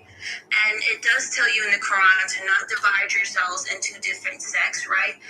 And how these people are rejoicing in these factions that they made, and that the true believers would not have anything to do with those people who divided themselves. So this is why you have Sunnism, you have Shia, you have Sufi, you have Ahmadiyya, you have the Quran onlys. No, I'm not trying to deny what you're saying, right? All I'm saying is you're saying because humans have faults that Islam has faults. Islam, the Quran has. Humans have faults. That's why the Quran was sent down for us. To reform people, right? To warn people, right? To hopefully make people aware of their actions and to repent. You're never going to become the perfect role model. Well, you're going to have people who are like, I've seen it. I think I've seen it firsthand, and a lot of us have seen it firsthand on this app, how it's brought out the worst in these so-called believers. They're saying, well, yeah, I believe in the Quran. Okay, if you believe in it, then how come you're not doing your best to strive when it tells you not to ridicule others, not to put others down, not to call people by bad nicknames? If the person maybe say when they're reading the Quran and they extract something up, a different meaning, right, from something they read, because I do feel like when you read something, maybe it's speaking to you in a certain way, maybe it's not speaking to you the same way it's speaking to me, but a person may feel like, well, this is what I get from what I read. This, I think it means this, right? And that's just simply their understanding and their interpretation. But I have seen people get so irate over, like, oh my gosh, no, you're so wrong. That would mean you're not a believer. You're a disbeliever. You're a munafiq. You're a kafir. You're all these heinous words that they call you that you're not supposed to be calling your fellow brother or sister even tells you that in the Quran. Don't even call each other by, don't even call.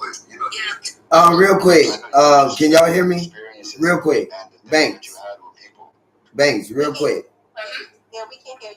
Okay, great. Okay, go ahead, because I know somebody maybe wants to chime in. I'm off the mic. That's why I'm coming in real quick. We got H in here. We still got Clapping Tall. H, would you like to add to the subject before they finish their conversation? I can hear you. Yes, a little bit. You're a little low.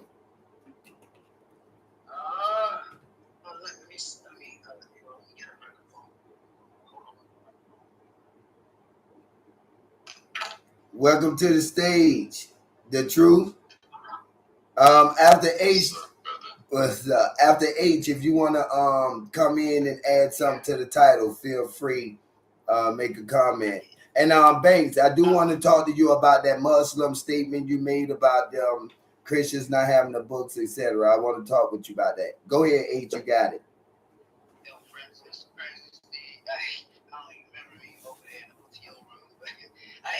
Is both your accounts? Y'all both the same person?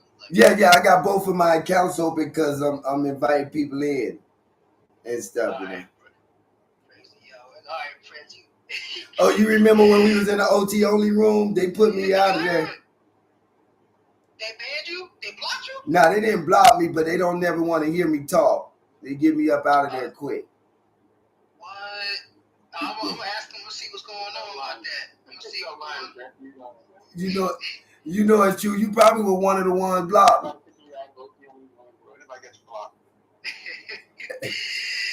anyway though, Jackie, I wanted to ask Jackie a question if I could. Jackie, because I was like, I heard you talk about your history with the Islam, with Alyssa's room before, and I see you got like heavy Selena, so I'm like, yo, is she like Mexican and follow the Muslim?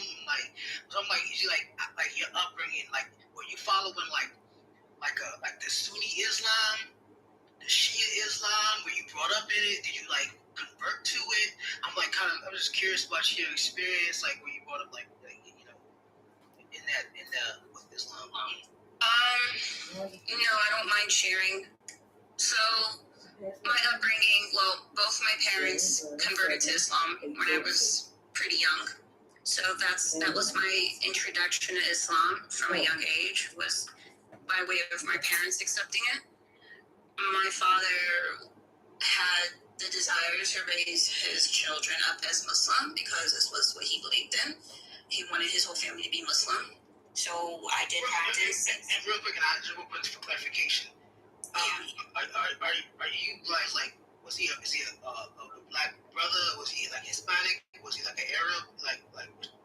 I won't get into all that, but so my father was a Sunni, or he is a Sunni, right? He is a Sunni Muslim. So I was brought up under the Sunniism.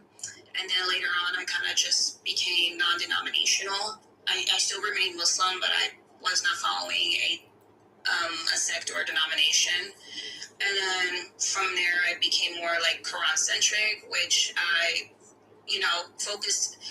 put all my emphasis on focusing on the Quran, and with the exception of certain hadiths. And then later on, I eventually gave up following hadiths and went strictly to just following the Quran only. And that was like my experience with that in a nutshell. So, and now I'm kind of I don't really subscribe to any religion now. I'm really more like agnostic theist, right? I believe there is something out there, right? A higher power. I just don't know what that is exactly, right? And that's just based on things I read in the Quran, based on my personal experience as well. That is, it's something I've been wrestling with for a long time. It's not something that came overnight, but I came to that conclusion, even before I became, I ended up leaving Islam at one point.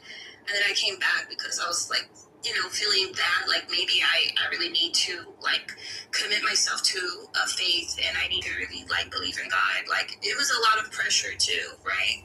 But now I'm kind of at this place where I feel like, I need to question things. I need to question everything that I've inherited, because I didn't really have the chance to do that a lot, right? I just said, hey, I'm going to be honest about the things I believe in. Maybe there is some truth in this. I think there is, but I don't think all of it is. And I think maybe that's where I need to start questioning certain things, the practices and the teachings and what has been passed down and what I've seen in the communities. Because I feel like if enough people are speaking out about the mistreatment of women, people, and even what's going on in these other third world countries with women and children and people in general, then it really does raise like a concern where people need to ask, like, what is going on? Like, why is Islam always the religion that people have an issue with, right?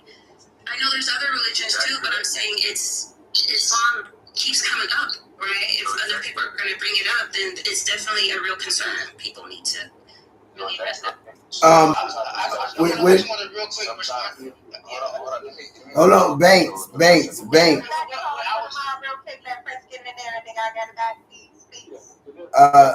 True Israel. Give me 1 second. Thank you so much, sis. Okay, so listen, Banks, we got some new people on stage.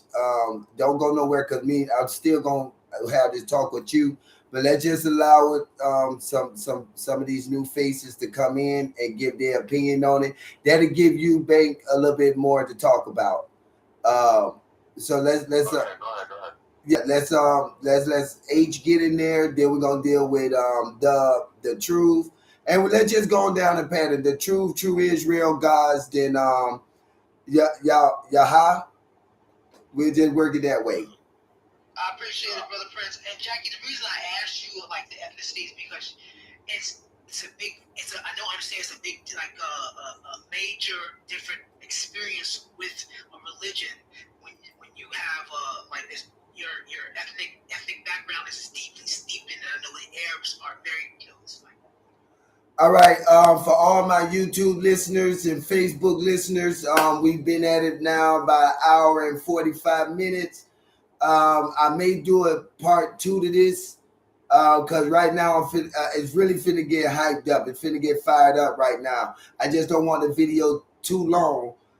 I guess I could make it work. We're gonna edit it a little bit, but whoever's listening, I can't see y'all face right now on my screen, but thank y'all for joining. Thank y'all for tuning in. Leave a comment in about. Subscribe to my channel at Prince 40 Bin Ya. Refer your friends. We doing the darn thing. We're going to dig in deeper with these Muslims. This conversation is starting to pick up. How many people we got on stage?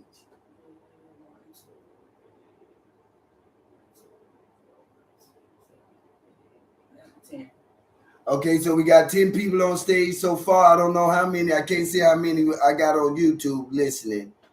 I don't even know how to work that part yet. I guess I'll figure that out. Let me see. On Facebook. See, I don't know how to loosen up and views and stuff. Well, anyway, we're gonna run the show about another 20 minutes, 30 minutes, and then I'm gonna shut it down for part 2. Let's get back into it. Yes, a lot of those prophets supposedly came from out of the Middle East, so we know that it has nothing to do with ethnicity, right? Because you see people globally, right, different nationalities that have accepted Islam, right? And honestly, I believe like Arabs are a very small percentage of Muslims, right? A lot of them are not even following Islam anymore. A lot of them are leaving Islam. A lot of them have kind of became more secular these days, right? I would say the biggest population of Muslims are actually in Asia, like Indonesia, Malaysia, but they say it's the fastest growing religion in the world. So, I mean, and then even when it comes to like Latinos, Hispanics, they look at Islam like being synonymous with their cultural values anyway. So when people are accepting Islam, it's something that resonated about Islam that for them, they feel like this is the true religion, right? And that's totally fine, because just because I'm on this journey of my own and I'm doing what I'm doing, that doesn't mean that I'm going around bashing other religions or putting religions down. I'm just going by what I've seen and what I've experienced enough to say, okay, I think that this is a real problem with religion, and this is something that we have to not sweep under the rug, but we have to continue bringing awareness to it. And we have to talk about, okay, because if it is religion that is preaching kindness and compassion, but then it's being practiced in a harsh way, that is going to make people kind of stop and wonder, like, okay, is this a true religion? Like, because they're saying this is from God, it's supposed to be about love, compassion, kindness, but then you're seeing a lot of manipulation, control, dictatorship, that kind of thing, right? You see it in all these other countries where it's corrupt. Like, they became corrupt because of using that as a tool to control people. So I think that needs to be continue to be addressed and spoken about, right? We shouldn't ignore it, and we shouldn't just gloss over it. I see Muslims who claim to be God-fearing doing that on this app. I've been kicked out of rooms, and I've over just asking these really genuine questions, or you know what I mean, and they'll think you're either attacking them or you're trying to put them in a box. But no, it's just like, okay, but what about how these people are being treated here, how these women are becoming sex slaves, right? Or we can talk about the slaves in Libya there's still enslavement going on, right? With Africans, right? These are things that we can't ignore, right? And just act like it's kumbaya and let's just be one peaceful religion. No, I don't think that's peace. It's not 100% peaceful. Like, maybe you feel peace here in the West where you could practice your religion with freedom, right? If you want to take off the hijab as a Muslim woman, you're not going to be shamed for it. You're not going to be punished. You're not going to be beaten in the street, right? Because you live in America and you have freedom of choice, freedom of religion. You could do as you can, right? As you please within the confines of the laws, right? But other than that, you're not going to have to fear for your life if you take off the hijab, right? In most cases, living in America. Over there, they got laws that tell you you have to wear the hijab, and otherwise you don't. These are the consequences. You may get jail time. Somebody, just a normal citizen on the street, may freaking assault you for that, and it's happened. So, we have to question that. I'm not saying question the religion, but question the people who are supposed to be practicing this religion that's supposed to preach about peace and compassion. That's where I would question it, right? Yeah, but when it comes to religion, right, there's always people who are extremists in every religion. So I do agree with you. There probably are certain Muslims that would come at you like that. I wouldn't say you should come at it like that. Don't worry about them. Like, if you have serious questions, go somewhere else, wherever you feel like somebody's going to take you serious. And a lot of people don't take people serious and stuff like that. But so all I like to say is though, when me personally, Bank, we got a queue going, Bank. Let the other people, the new people get in, and then you can respond to it. But True Israel haven't spoken yet. He's a Muslim. Listen, I was just in a Muslim room, and these guys started threatening me because he had no answer. Bank was there. Bank saw it. I was trying to speak. 4 or 5 Muslims, men, got off the mic because they had no answer. They were just yapping. They had no answer, and then they got mad. Just started threatening me. Grown man started threatening me on an app of all places. So I just left. Because this is what Muslims do when they have no answer. They get angry. They want to, do what they do. What did they get upset? What did they get upset with you about, brother? What was the subject? It was about, they were trying to say that Islam was a rightful replacement to the Torah. That's what they were basically saying. I gave them a law of divorce. I said, show me where. Should tell me what the law of divorce is in Islam. They told me. They said a man can remarry his wife, but only after she's had another husband. And I said, no, that's not like that. That's crazy, bro. It's in the Quran. That's true. Israel, I was just in there with you. But I know you were. Yeah, but that's not what the reason why they kicked you out though. The reason was because they were saying basically that we don't take that the Torah, we believe that the revelation that came to Moses, we believe in those books. But the one now, we believe that it's been changed just because we agree in a lot of places. So they basically just saying, like, we go with the concept of the Quran. So what you was trying to give them more explanations. I get it. You know, that's why if it was me in that generation, I would have just let you keep talking. I would have wanted to conversate with you. But yeah, you can't judge everybody off of, you know, a few people. I understand that, but Banks, when you saw that, did you correct your brothers and sisters who did that? Because it does say in the Quran, like when you do see somebody do wrong, right, and that was wrong if that person was being threatened, that you would admonish them, right? They threaten you? I didn't hear I didn't threaten you. No, I said they kicked me out. But he said they threatened you. You just said that. No. I said that they were coming off the mic. Brother True, my brother. Wait, didn't y'all hear him say that they threatened you? Brother True, you said we already heard you. So we always replays, but yeah, you said he threatened you online, bro. You did. I heard you say that. We all heard you say that. I heard him. I'm like, that's Exactly. I was in there. They did it. I misspoke. No, they didn't threaten me like that. No. okay, but they got very emotional, like angry, very angry. Yeah. No, they didn't get angry. They didn't get angry. What it was they just said, like, okay, we open up this page. No, I'm just trying to explain to you the facts, bro. I'm not picking and choosing, bro. I'm speaking of facts. What I'm trying to say is that what they said, that the mods that were in the room, they said we opened this room for a specific debate about the Quran and the facts that we're getting from the Quran. So they said we don't want to get off topic with what you're saying. They already acknowledged you. They answered multiple questions. And then when they said, they was like, okay, we just want to go off of this. We don't believe, we didn't agree with you on certain things. And then you got to believe it. I didn't know they even kicked you or anything like that. I have to be honest. Stop. I thought you just left. No. That guy started threatening. What's his name? I don't mean like He didn't threaten you, bro. He said we're gonna kick you out. No, yeah, he said, Okay, so they threatened to kick you out. we're not trying to change the topic in this I wasn't room. taking no. This was me and one guy speaking, right? It was me. I begged you guys 5 times. I only want to speak to one guy, right? The right bank. Yeah, but you know, I'm in there too. I was just giving you. Yeah, but you gotta understand, everybody wants to speak. What's the deal, Drew? What do you want? You gotta understand, True, right? People was there conversating. Now you coming off the mic.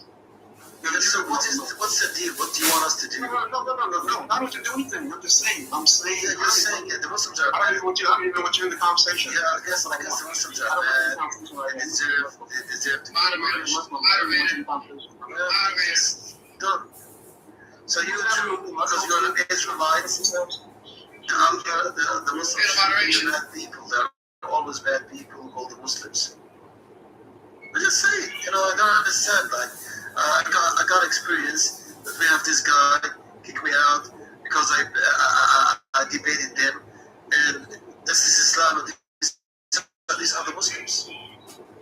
This is what you're trying to say. I mean, like, from what you got, you have nothing. You have actually you don't want to say anything except complaining about something which we can't prove, or we even can't see. It's just basically your narrative. I don't know what's the name of that true. I don't know what's the name of who are these people. So basically, there's something we're talking about a specific event. Yeah, exactly. So basically, and you have to You're getting in the conversation. I was talking to Bank. we have to believe you.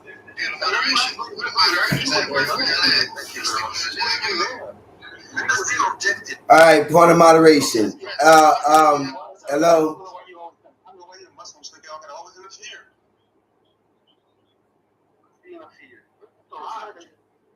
All right, it's getting a little messy. 1 second, True Israel. 1 second, y'all getting a little messy. Let's do one that I like the back and forth. The back and forth is real good, but we want to hear the argument. It can't get sloppy. True Israel, you go ahead on and finish saying what you're saying, but 1 second, real quick.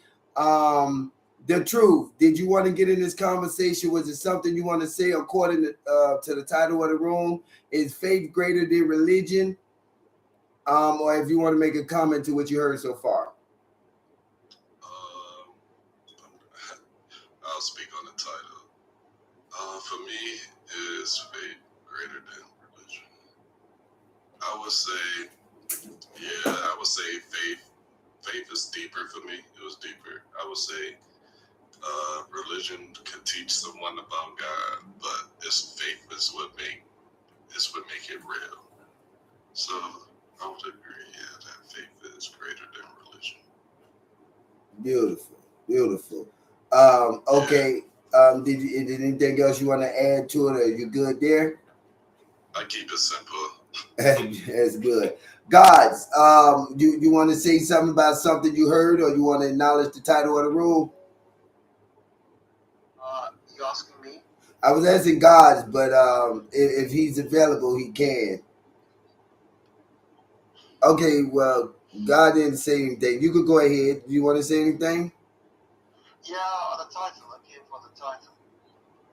Okay. The title. Yeah, I believe that the faith is the foundation for the religion.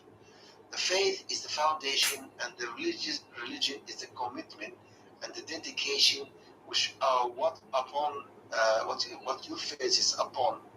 Because actually, if you're a Christian and you read the book of James, you can say that faith without work is nothing; it's dead. So you have to do faith and work, and the work has to be through a religion. That's called the dedication.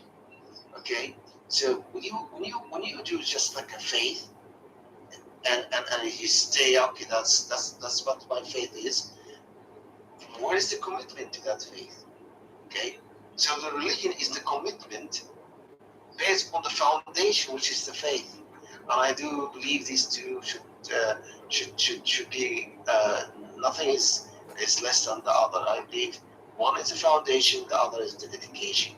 Thank you very much. You're welcome. Thanks for that. Okay, Shelly, and then after Shelly go, the brother Israel left. I was gonna let y'all get back to it. I just wanted to get an opportunity to talk. Shelly is on you, and then y'all can get back to that conversation. And Banks, we still got to talk, brother. Go ahead, Shelly. Good day to everyone. I would say yes, faith is far greater than religion, like not even comparable. Faith. Actually, I'll just leave it there. I'll see what you guys are saying and see if I want to participate. I'm mostly just a listener, so definitely faith is way greater. Beautiful. Okay, so if you guys want to pick up where you left off at, I think you guys was on the Muslim talk. What were you saying? Yep. So, with him. Though now I know I'm not trying to really talk about him since he's out of the room, but it's like, I feel like he was trying to find a reason because they gave him time, to talk and all of that. And, I usually do see people that are all like that. I'm not saying that. But in that situation, I didn't see that. All right, Facebook and YouTube. It's 2 hours in now. I'm going to go ahead on and shut it down. We got to get up out of here. We got to get us something to eat. Y'all could tune in. I'm still on Clubhouse right now. So y'all can pick me up on Clubhouse. Okay, I'm going to post a link on Facebook. Just tune in. Just go to Prince Benyai. You think you can post a link on Facebook? Just hit that link button right there. And you see where it says Facebook? Yeah, go back. Okay, she's going to post a link in Facebook where y'all can come in and pick back up on this conversation, all right? So y'all stay tuned for a little bit. Let me know when you got the link. People are the experience they get. You want me to edit? Yeah. Because you know that even the Prophet said that the closest people to hypocrites is the reciters of the Quran. So if you're a Muslim, I feel like you should go judge it based on how you by yourself, how you evaluated it instead of the experiences you had. All right, so y'all come on and tune in on us on Clubhouse. We're going to rock it for the rest of the Sabbath. Okay, this is Biblical Truth. Thanks for tuning in. This is your host, Prince Binyah. I'm out. I just want to know based off that. Well, never mind. Okay. Say, where did that argument lead? Well, this is the thing that I do know, and Banks, you kind of touched on this earlier, and this is the problem that I think that I have with the religion. Why I think the faith is greater and not religion, because according to the Muslim religion, which you don't really find in the book, when you stated earlier that you don't believe in the scriptures, that the previous scriptures before, believe we don't have it. Religion teach that the book